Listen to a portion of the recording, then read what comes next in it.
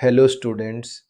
आज हम गणित का एक महत्वपूर्ण टॉपिक पढ़ने वाले हैं जिसका नाम है समय और कार्य। यह टॉपिक हमें यह समझने में मदद करता है कि कोई काम कितने समय में पूरा होगा और जब एक या अधिक लोग मिलकर काम करते हैं तो काम कैसे पूरा होता है। समय और कार्य का कॉन्सेप्ट एक बहुत ही सरल विचार पर आधारित है। अगर कोई व्यक्ति किसी काम को कुछ दिनों में पूरा करता है तो हम ये निकाल सकते हैं कि वह एक दिन में कितना काम करता है। इसी तरह जब अधिक लोग साथ में काम करते हैं तो काम जल्दी पूरा होता है। समय और कार्य का सबसे महत्वपूर्ण कॉन्सेप्ट है एक दिन का कार्य। अगर कोई व्यक्ति किसी काम को n दिनों में पूरा करता है तो एक दिन में किया गया कार्य होगा 1/n, यानी एक दिन का कार्य बराबर 1/n। अब इसे एक उदाहरण से समझते हैं। मान लीजिए एक व्यक्ति किसी काम को 5 दिनों में पूरा करता है तो एक दिन का कार्य होगा 1/5। इसका मतलब है कि वह व्यक्ति हर दिन काम का 1/5वां हिस्सा पूरा करता है। समय और कार्य के प्रश्नों में हम कुल कार्य को हमेशा 1 मान लेते हैं। अगर कोई व्यक्ति n दिनों में काम पूरा करता है तो कुल कार्य बराबर 1 माना जाता है। इससे गणना करना आसान हो जाता है। जब 2 या अधिक लोग साथ में काम करते हैं तो उनके कार्य करने की दर जोड़ दी जाती है। उदाहरण के लिए अगर A किसी काम को 10 दिनों में करता है और B वही काम 5 दिनों में करता है तो दोनों की एक दिन की क्षमता जोड़ दी जाएगी। A एक काम को 10 दिनों में पूरा करता है तो A का एक दिन का कार्य बराबर 1/10।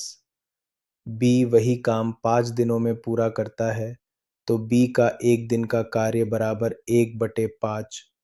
दोनों मिलकर एक दिन में करेंगे 1/10 प्लस 1/5। अब इसे सरल करते हैं। 1/10 प्लस 1/5। सबसे पहले समान हर बनाते हैं। 1/5 बराबर 2/10, तो कुल होगा 1/10 प्लस 2/10 बराबर 3/10। इसका मतलब है कि A और B मिलकर एक दिन में 3/10 काम करते हैं। अब कुल समय निकालने के लिए हम इसका उल्टा लेते हैं। कुल समय बराबर 10/3 दिन, जो लगभग 3.33 दिन होता है। कार्य दर का मतलब है काम करने की गति। जिसकी कार्य दर अधिक होती है वह काम जल्दी पूरा करता है। कम समय में काम खत्म करने वाला व्यक्ति तेज होता है। मान लीजिए A काम को 4 दिनों में करता है, B वही काम 8 दिनों में करता है, तो A तेज है क्योंकि वह कम समय लेता है। A की कार्य दर बराबर 1/4 प्रतिदिन, B की कार्य दर बराबर 1/8 प्रतिदिन। समय और कार्य का एक महत्वपूर्ण नियम है, जितने अधिक लोग उतना कम समय। उदाहरण, अगर एक व्यक्ति 12 दिनों में काम करता है तो 2 व्यक्ति मिलकर वही काम लगभग 6 दिनों में कर सकते हैं। इसी कॉन्सेप्ट का उपयोग पाइप और टैंक के प्रश्नों में भी होता है। जो पाइप टैंक को भरता है वह काम करने जैसा है और जो पाइप टैंक को खाली करता है वह काम हटाने जैसा है। इसलिए यहाँ भी समय और कार्य के नियम लागू होते हैं। मान लीजिए A किसी काम को 6 दिनों में करता है तो A का एक दिन का कार्य बराबर 1/6। B उसी काम को 3 दिनों में करता है तो B का एक दिन का कार्य बराबर 1/3।